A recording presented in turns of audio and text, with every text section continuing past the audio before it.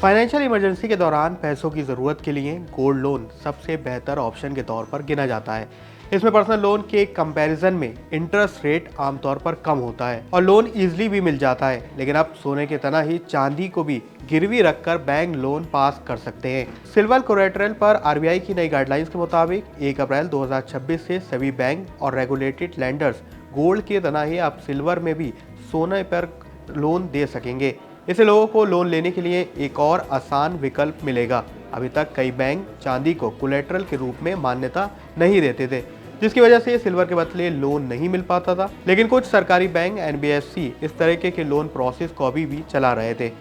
RBI के नए नियमों के मुताबिक केवल गहनों और सिक्कों पर ही किसी व्यक्ति को लोन दिया जा सकता है। लेकिन अगर आपका सिल्वर ईटीएफ है, म्यूचुअल फंड है, इस पर आपको सिल्वर का कोलेटरल लोन नहीं मिलेगा। इसके अलावा पहले से गिरवी रखे गए सोने चांदी को भी दोबारा आप इसमें गिरवी नहीं रख सकते।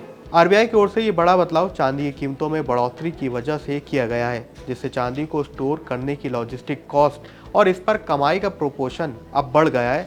यानी कि इसमें भी काफ़ी अच्छा धंधा सोने की तरह बन सकता है।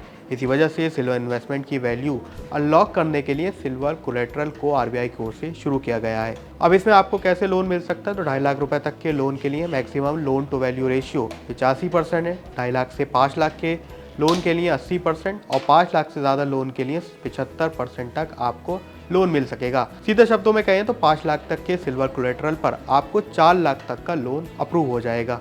हालांकि इसमें लोन के लिए गिरवी रखी गई ज्वेलरी का कुल वजन 10 किलोग्राम से ज़्यादा नहीं हो सकता है, जबकि गोल्ड के लिए ये लिमिट 1 किलो तक है। तो क्या आप भी सिल्वर के इस्तेमाल और इसके इन्वेस्टमेंट के साथ साथ सिल्वर के लोन ऑप्शन को भी देख रहे हैं? हमें कमेंट सेक्शन में ज़रूर लिखें।